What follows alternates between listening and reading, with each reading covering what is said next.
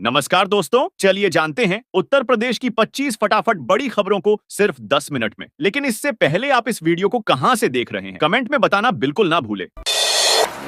सोने चांदी की कीमतों में आज बड़ी गिरावट देखने को मिली है। सोना करीब 6 से 7 हजार रुपए तक सस्ता हुआ है। वहीं चांदी में भी 12,000 रुपए से ज्यादा की गिरावट दर्ज की गई है। बाजार विशेषज्ञों के अनुसार अंतर्राष्ट्रीय बाजार में उतार चढ़ाव और निवेशकों की मुनाफा वसूली इसका मुख्य कारण है। कीमतों में इस गिरावट के बाद ज्वेलरी खरीदने वालों के लिए ये अच्छा मौका माना जा रहा है। हालांकि निवेश से पहले रोजाना के ताजा भाव जरूर जांच लें। उत्तर प्रदेश में बीते 9 वर्षों में सौर ऊर्जा के क्षेत्र में बड़ा बदलाव देखने को मिला है। राज्य की सौर क्षमता करीब 400 मेगावाट से बढ़कर 5,000 मेगावाट तक पहुंच गई है, जिसे पीएम सूर्य घर योजना जैसी पहलों से गति मिली। अब सरकार भविष्य की ऊर्जा जरूरतों को ध्यान में रखते हुए ग्रीन हाइड्रोजन परियोजनाओं पर भी फोकस कर रही है और आने वाले वर्षों में 22,000 मेगावाट सौर क्षमता हासिल करने का लक्ष्य रखा गया है, जिससे पर्यावरण संरक्षण और रोजगार दोनों को बढ़ावा मिलेगा। रांची में प्रधानमंत्री आवास योजना ग्रामीण के तहत 2.71 लाख से अधिक आवेदनों का सत्यापन पूरा कर लिया गया है। ग्राम्य विकास विभाग उत्तर प्रदेश ने जांच के बाद पात्र लाभार्थियों का डाटा सीधे केंद्र सरकार के पोर्टल पर अपलोड कर दिया है, जिसके बाद अब आवास निर्माण के लिए धनराशि जारी होने का इंतजार किया जा रहा है। बरेली में पेट्रोल पंपों पर अचानक ताले लगने से हड़कंप मच गया है। पेट्रोलियम कंपनियों ने उधार पर ईंधन देना बंद कर दिया है और अब डीलरों से अग्रिम भुगतान की शर्त लागू कर दी है। जिन पंप संचालकों ने समय पर भुगतान नहीं किया, उनकी सप्लाई रोक दी गई, जिससे कई पंप बंद हो गए और लोगों को पेट्रोल डीजल के लिए भटकना पड़ा। कंपनियों की इस सख्ती का सीधा असर आम उपभोक्ताओं और स्थानीय परिवहन व्यवस्था पर पड़ा है। जालौन में जांच के दौरान अपात्र पाए जाने पर करीब 900 राशन कार्ड निरस्त कर दिए गए। सत्यापन में सामने आया कि कई कार्ड धारकों के बैंक खातों में सालाना 3 लाख रुपए से अधिक लेन देन हो रहा था, जिसके बाद खाद्य एवं रसद विभाग उत्तर प्रदेश ने कार्रवाई करते हुए उनके कार्ड रद्द कर दिए, ताकि योजना का लाभ केवल पात्र लोगों तक ही पहुंच सके। उत्तर प्रदेश के 44 जिलों में कच्चे तेल की तलाश के लिए सर्वे और खुदाई का काम तेज कर दिया गया है। फर्रुखाबाद समेत कई जिलों में भूगर्भीय जांच के लिए बोरिंग कराई जा रही है। ये काम ऑयल इंडिया लिमिटेड की परियोजना के तहत किया जा रहा है, जहां विशेषज्ञ संभावित तेल भंडार की खोज में जुटे हैं। अगर इन क्षेत्रों में बड़े भंडार मिलते हैं तो इससे राज्य की अर्थव्यवस्था और ऊर्जा क्षेत्र को बड़ा लाभ मिल सकता है। उत्तर प्रदेश में गेहूं खरीद 30 मार्च से 15 जून तक की जाएगी और इसके लिए राज्य भर में लगभग 6,500 क्रय केंद्र बनाए गए हैं, जहां 8 अलग अलग एजेंसियां किसानों से सीधे खरीद करेंगी। इस व्यवस्था का उद्देश्य किसानों को समय पर भुगतान और न्यूनतम समर्थन मूल्य का पूरा लाभ दिलाना है, ताकि उन्हें खुले बाजार के उतार चढ़ाव से नुकसान न उठाना पड़ा।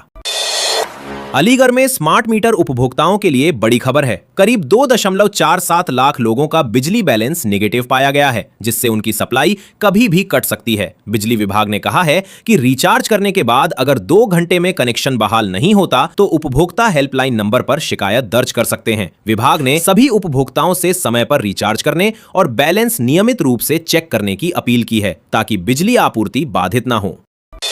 योगी आदित्यनाथ ने जनता दर्शन के दौरान सैनिकों और उनके परिजनों को भरोसा दिलाया कि उनकी सुरक्षा, सम्मान और सुविधाओं की जिम्मेदारी सरकार की है। उन्होंने कहा कि देश की रक्षा करने वाले जवानों के परिवारों को किसी भी प्रकार की परेशानी नहीं होने दी जाएगी और उनकी समस्याओं का प्राथमिकता से समाधान किया जाएगा। ये संदेश सरकार की सैनिकों के प्रति प्रतिबद्धता और सम्मान को दर्शाता है।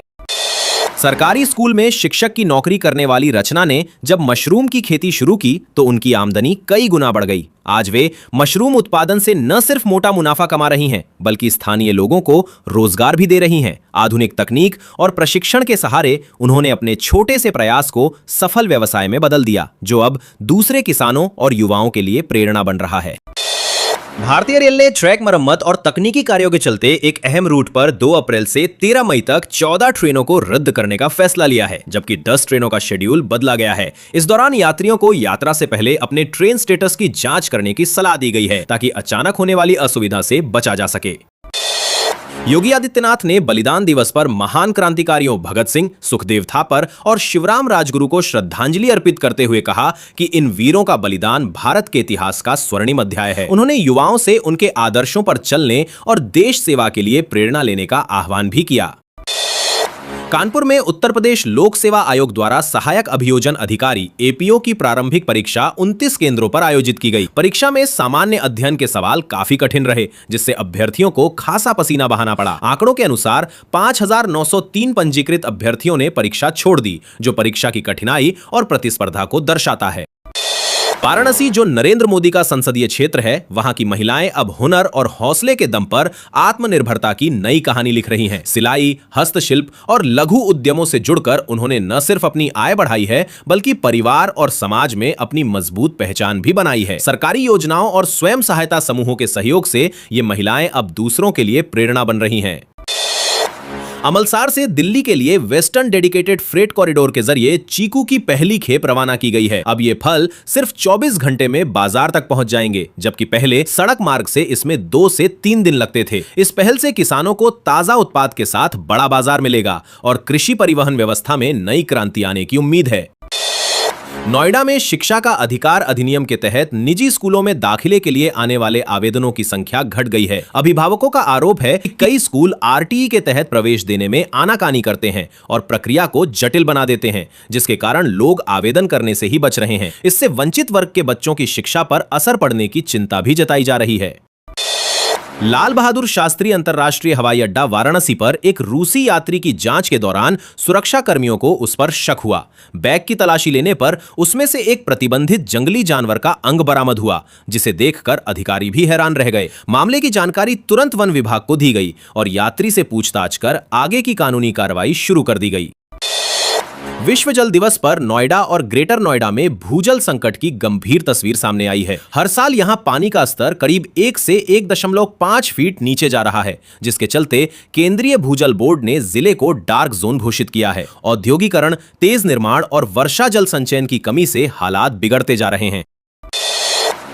संभल में फर्जी आधार कार्ड बनाने वाले गिरोह का पुलिस ने पर्दाफाश किया है। आरोपी लोगों के फिंगरप्रिंट और आइरिस बदलकर नए आधार कार्ड तैयार कर रहे थे। छापेमारी के दौरान उत्तर प्रदेश पुलिस ने 3 लोगों को गिरफ्तार किया और मौके से लैपटॉप, स्कैनर व बायोमेट्रिक उपकरण बरामद किए। पुलिस अब यह पता लगाने में जुटी है कि इस गिरोह ने अब तक कितने लोगों के फर्जी आधार कार्ड बनाए और इसका नेटवर्क कहां-कहां तक फैला है।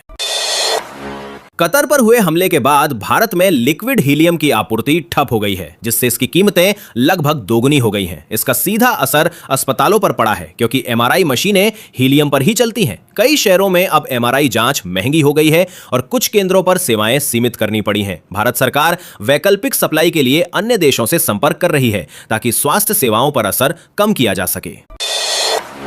नोएडा में 10,000 से ज्यादा वाहनों पर करीब 70 करोड़ रुपए का टैक्स बकाया है। परिवहन विभाग ने वाहन मालिकों को 7 दिन का अंतिम नोटिस जारी किया है। तय समय में टैक्स जमा न करने पर वाहनों को सीज करने की कार्रवाई शुरू कर दी जाएगी। विभाग ने चेतावनी दी है कि बकाया सूची सार्वजनिक की जाएगी और सख्त अभियान चलाकर सड़कों पर चल रहे डिफॉल्टर वाहनों को तुरंत जब्त किया जाएगा। योगी आदित्यनाथ आज निवेश मित्र 3.0 का लॉन्च करेंगे, जो उद्योग और निवेश से जुड़ी सेवाओं को पूरी तरह हाईटेक बना देगा। इस नए पोर्टल के जरिए निवेशकों को एक ही क्लिक पर 200 से ज्यादा सरकारी सेवाएं मिलेंगी। उत्तर प्रदेश सरकार का दावा है कि इससे अनुमति प्रक्रियाएं तेज होंगी, पारदर्शिता बढ़ेगी और राज्य में निवेश का माहौल और मजबूत होगा। गाजियाबाद में स्वयं सहायता समूहों से जुड़ी ग्रामीण महिलाएं आधुनिक खेती अपनाकर आत्मनिर्भर बन रही हैं। महिलाएं निजी और किराए की करीब 30 बीघा जमीन पर सहफसली खेती कर रही हैं, जिससे सालाना 12 से 15 लाख रुपए तक की आय हो रही है। इस बढ़ी हुई आमदनी से न केवल उनके परिवार की आर्थिक स्थिति मजबूत हुई है, बल्कि बच्चों की शिक्षा और भविष्य भी पहले से ज्यादा बेहतर हो रहा है। उत्तर प्रदेश में पीएनजी गैस का दायरा और बढ़ाया जाएगा। पेट्रोलियम और प्राकृतिक गैस नियामक बोर्ड ने रसोई गैस सिलेंडर की कमी के बीच पाइप्ड नेचुरल गैस कनेक्शन बढ़ाने पर जोर दिया है। गोरखपुर सहित कई जिलों में अब पीएनजी मीटर का किराया भी तय कर दिया गया है। यहां गैस आपूर्ति की जिम्मेदारी टोरेंट गैस के पास है, जो गोरखपुर, बस्ती और अंबेडकर नगर में सेवाएं दे रही है। रामनवमी के अवसर पर श्री कृष्ण जन्मस्थान से विशेष प्रसाद श्री राम जन्मभूमि अयोध्या भेजा जाएगा। इसके लिए तैयारियां पूरी कर ली गई हैं और श्रद्धालुओं में खास उत्साह देखा जा रहा है। इस धार्मिक पहल को भगवान कृष्ण और भगवान राम के पवित्र स्थलों के बीच आध्यात्मिक जुड़ाव का प्रतीक माना जा रहा है, जिससे भक्तों की आस्था और भी मजबूत होगी। योगी आदित्यनाथ 26 मार्च को गोरखपुर में सॉफ्टवेयर टेक्नोलॉजी पार्क का लोकार्पण करेंगे। इस प्रोजेक्ट के शुरू होने से करीब 15,000 युवाओं को रोजगार मिलने की संभावना है। सरकार का लक्ष्य गोरखपुर को पूर्वांचल का IT हब बनाना है, जिससे स्थानीय स्तर पर रोजगार बढ़ेगा और युवाओं को महानगरों की ओर पलायन नहीं करना पड़ेगा। नोएडा में ट्रैफिक नियम तोड़ने वालों पर पुलिस ने बड़ा अभियान चलाया है। नोएडा ट्रैफिक पुलिस ने विभिन्न सेक्टरों और मुख्य सड़कों पर कार्रवाई करते हुए 6,819 चालकों के चालान काटे और 7 वाहनों को सीज कर दिया। अधिकारियों के अनुसार बार-बार जागरूकता के बावजूद लोग नियमों की अनदेखी कर रहे हैं, इसलिए आगे भी सख्त कार्रवाई जारी रहेगी। एयरपोर्ट इकोनॉमिक रेगुलेटरी अथॉरिटी यानी एरा आज नोएडा इंटरनेशनल एयरपोर्ट की टैरिफ दरों को अंतिम रूप देने के लिए अहम बैठक करेगा। हितधारकों के साथ चर्चा के बाद तय की गई नई दरें 1 अप्रैल 2026 से अगले 5 वर्षों के लिए लागू होंगी। इन दरों का सीधा असर एयरलाइंस और यात्रियों दोनों पर पड़ेगा, इसलिए इस बैठक को काफी महत्वपूर्ण माना जा रहा है। Bharatiya Janata party Noida international airport के उद्घाटन को चुनावी माहौल से जोड़कर देख रही है। 28 मार्च को नरेंद्र मोदी नोएडा इंटरनेशनल एयरपोर्ट का औपचारिक शुभारंभ करेंगे। माना जा रहा है कि इस मेगा प्रोजेक्ट के जरिए सरकार विकास और इंफ्रास्ट्रक्चर को चुनावी मुद्दा बनाकर जनता के बीच मजबूत संदेश देना चाहती है। उत्तर प्रदेश में निराश्रित गोवंश के भरण पोषण के लिए सरकार ने बड़ा फैसला लिया है। अब हर गौशाला में भूसा बैंक स्थापित किया जाएगा, जिससे पशुओं को साल भर चारे की कमी ना हो। इस संबंध में बैठक की अध्यक्षता धर्मपाल सिंह ने की। साथ ही गोचर भूमि के विस्तार और व्यवस्था की निगरानी के लिए प्रदेश के 18 मंडलों में नोडल अधिकारियों की तैनाती भी की गई है।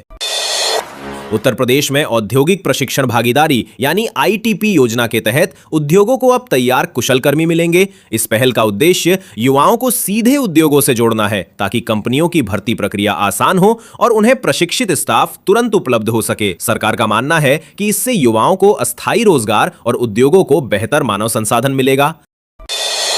उत्तर प्रदेश में युवाओं को रोजगार से जोड़ने के लिए चल रही प्रवीण कौशल योजना की निगरानी अब सीधे जिलाधिकारियों द्वारा की जाएगी। इससे प्रशिक्षण की गुणवत्ता और प्लेसमेंट प्रक्रिया पर सख्त नजर रखी जा सकेगी। सरकार का मानना है कि DM स्तर पर मॉनिटरिंग से छात्रों को बेहतर प्रशिक्षण और रोजगार के अधिक अवसर मिलेंगे, जिससे कौशल विकास योजनाओं का प्रभाव जमीनी स्तर पर और मजबूत होगा। मुरादाबाद के एक होटल में पुलिस ने हाईटेक सेक्स रैकेट का खुलासा किया है। बताया जा रहा है कि ग्राहकों की बुकिंग इंस्टाग्राम के जरिए होती थी और पेमेंट QR कोड से लिया जाता था। छापेमारी के दौरान पुलिस ने 3 युवतियों समेत 14 लोगों को गिरफ्तार किया है। इस पूरे मामले की जांच जारी है और होटल संचालकों की भूमिका भी खंगाली जा रही है। उत्तर प्रदेश में बीते वर्षों में सौर ऊर्जा क्षेत्र में बड़ा बदलाव देखने को मिला है। राज्य की सौर क्षमता 400 मेगावाट से बढ़कर 5,000 मेगावाट के पार पहुंच गई है। इस तेजी के पीछे PM सूर्य घर मुफ्त बिजली योजना की अहम भूमिका रही, जिससे लाखों घरों तक सस्ती और स्वच्छ बिजली पहुंची है। इस पहल से न सिर्फ बिजली बिल कम हुए हैं, बल्कि रोजगार और हरित विकास को भी बढ़ावा मिला है। गोरखपुर को जल्द ही बड़ा IT पार्क मिलने जा रहा है, जिससे स्थानीय युवाओं को रोजगार के लिए बाहर नहीं जाना पड़ेगा। इस परियोजना का लोकार्पण योगी आदित्यनाथ द्वारा किया जाएगा। रामनवमी के अवसर पर CM योगी पारंपरिक कार्यक्रमों में भी शामिल होंगे, जहां वे कन्याओं के पैर पखारकर उन्हें भोजन परोसेंगे और भगवान राम के बाल रूप को झूला झुलाकर आशीर्वाद लेंगे। मुजफ्फरनगर में एक मदरसे से बेहद शर्मनाक और गंभीर मामला सामने आया है, जहां 70 वर्षीय मौलाना पर 11 साल के बच्चे के साथ दुष्कर्म का आरोप लगा है। घटना का वीडियो सामने आने के बाद पुलिस ने तुरंत कार्रवाई करते हुए आरोपी को गिरफ्तार कर लिया है। बच्चे को चिकित्सकीय जांच के लिए भेजा गया है और मामले में पॉक्सो एक्ट के तहत केस दर्ज कर जांच शुरू कर दी गई है। मनरेगा से जुड़े कर्मियों के लिए बड़ी राहत की खबर है। अब हर महीने की 5 तारीख को मानदेय की फीडिंग अनिवार्य रूप से की जाएगी, ताकि भुगतान में होने वाली देरी को रोका जा सके। इस फैसले का उद्देश्य पेंडिंग पेमेंट की समस्या को दूर करना और कर्मचारियों को समय पर उनका पारिश्रमिक दिलाना है। नई व्यवस्था लागू होने से हजारों कर्मियों को सीधे लाभ मिलने की उम्मीद है। प्रयागराज जंक्शन पर ऑटोमेटिक टिकट वेंडिंग मशीन यानी ATVM से फर्जी टिकट निकलने का मामला सामने आने के बाद रेलवे में हड़कंप मच गया है। विजिलेंस टीम ने मौके पर पहुंचकर छापेमारी की और मशीन की तकनीकी जांच शुरू कर दी है। आशंका जताई जा रही है कि यह मामला डिजिटल हेराफेरी या सिस्टम के दुरुपयोग से जुड़ा हो सकता है। रेलवे अधिकारियों ने संबंधित डेटा और लॉग की जांच शुरू कर दी है, ताकि यह पता लगाया जा सके कि टिकट मशीन से छेड़छाड़ हुई या किसी ने सॉफ्टवेयर स्तर पर धोखाधड़ी की। उत्तर प्रदेश अब तेजी से ग्लोबल स्किल हब के रूप में उभर रहा है। योगी आदित्यनाथ के नेतृत्व में पिछले 9 वर्षों में 25 लाख से अधिक युवाओं को हाईटेक ट्रेड में प्रशिक्षण दिया गया है। सरकार का दावा है कि इससे प्रदेश की बेरोजगारी दर में बड़ी गिरावट आई है और 9 लाख से अधिक युवाओं को सरकारी नौकरियां भी मिली है। डिजिटल स्किल और तकनीकी शिक्षा पर जोर देकर यूपी आत्मनिर्भरता की दिशा में तेजी से आगे बढ़ रहा है। बरेली के हरूनगला इलाके में नकली खाद बनाने वाली फैक्ट्री का बड़ा खुलासा हुआ है। कृषि विभाग ने पुलिस के साथ संयुक्त कार्रवाई करते हुए छापेमारी की, जहां माइक्रोन्यूट्रिएंट, एमओपी और फेरस सल्फेट का अवैध भंडारण पकड़ा गया। मौके से बरामद सामग्री को जब्त कर गोदाम सील कर दिया गया है। फतेहपुर सीकरी में खेतों में चारा चरते समय अचानक 24 गायों की मौत से इलाके में हड़कंप मच गया। आशंका जताई जा रही है कि चारे में किसी जहरीले पदार्थ या रासायनिक अवशेष के कारण यह घटना हुई। मृत गायों के नमूने जांच के लिए मथुरा की प्रयोगशाला भेजे गए हैं, जहां पशुपालन विभाग और प्रशासनिक टीमें पूरे मामले की जांच कर रही हैं। पशुपालकों में दहशत का माहौल है और आसपास के गांवों में भी सतर्कता बढ़ा दी गई है। संकट के बीच भारत के लिए राहत की खबर है। भारतीय ध्वज वाले 2 एलपीजी टैंकर जहाज सुरक्षित रूप से होर्मुज जलडमरू मध्य पार कर रहे हैं। इससे देश में रसोई गैस की आपूर्ति पर मंडरा रहा संकट टलता नजर आ रहा है। सरकार और तेल कंपनियां स्थिति पर लगातार नजर बनाए हुए हैं, जिससे उपभोक्ताओं को गैस की किसी बड़ी कमी का सामना न करना पड़े। नरेंद्र मोदी ने लोकसभा में कहा कि देश के पास इस समय 53 लाख मीट्रिक टन से अधिक पेट्रोलियम उत्पाद उपलब्ध हैं। उन्होंने बताया कि भारत अब अपनी ऊर्जा जरूरतों को पूरा करने के लिए 41 देशों से आयात कर रहा है, जिससे आपूर्ति के स्रोतों में विविधता आई है और ऊर्जा सुरक्षा मजबूत हुई है। प्रधानमंत्री ने जोर देकर कहा कि सरकार का लक्ष्य देश को ऊर्जा के मामले में आत्मनिर्भर बनाना और वैश्विक संकटों के बीच भी सप्लाई चेन को सुरक्षित रखना है। योगी आदित्यनाथ की अध्यक्षता में हुई कैबिनेट बैठक में ग्रेटर नोएडा में मल्टी मॉडल लॉजिस्टिक्स पार्क बनाने को मंजूरी दे दी गई है। करीब 174 एकड़ में बनने वाले इस प्रोजेक्ट पर लगभग 1000 करोड़ रुपए खर्च होंगे। सरकार की ओर से परियोजना को 30% भूमि सब्सिडी भी दी जाएगी, जिससे निवेशकों को प्रोत्साहन मिलेगा। नोएडा में डाक सेवाओं को और तेज और भरोसेमंद बनाने के लिए अब 24 स्पीड पोस्ट सेवाएं शुरू की जा रही हैं। इस पहल का उद्देश्य तय समय में पार्सल और दस्तावेजों की डिलीवरी सुनिश्चित करना है। यदि किसी कारणवश निर्धारित समय सीमा में स्पीड पोस्ट नहीं पहुंचती, तो ग्राहकों को मुआवजा भी दिया जाएगा। इस व्यवस्था से भारतीय डाक की सेवाओं पर लोगों का भरोसा और मजबूत होने की उम्मीद है। कानपुर मंडी भाव अपडेट के मुताबिक 23 मार्च 2026 को गेहूं और चना के भाव सामान्य कारोबार के दायरे में रहे। वहीं सोना चांदी के बाजार में गिरावट देखने को मिली है। सोना कीमत में करीब 8000 रुपए प्रति 10 ग्राम तक की कटौती हुई और चांदी भी लगभग 15000 रुपए प्रति किलो तक सस्ती हुई।